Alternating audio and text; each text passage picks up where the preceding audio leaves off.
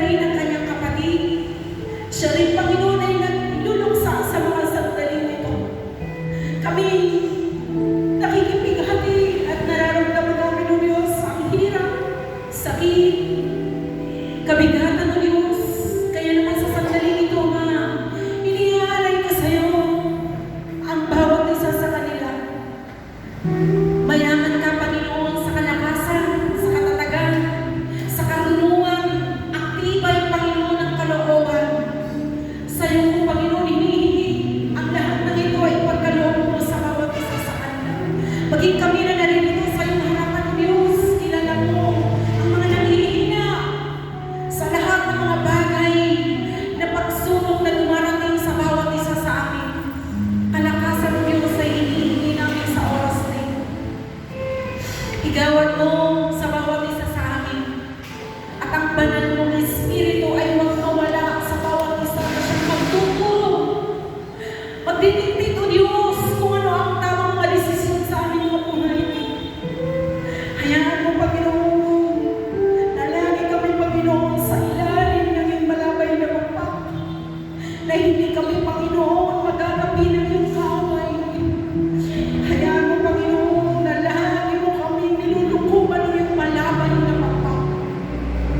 Sa iyong awa, sa iyong grasya, sa iyong habag, sa iyong kami patuloy na nagpapasakot, Panginoon. Sandaling ito, Ama, nagpapasalamat kami minsan pa at muli mo kami tiningon sa hapong ito.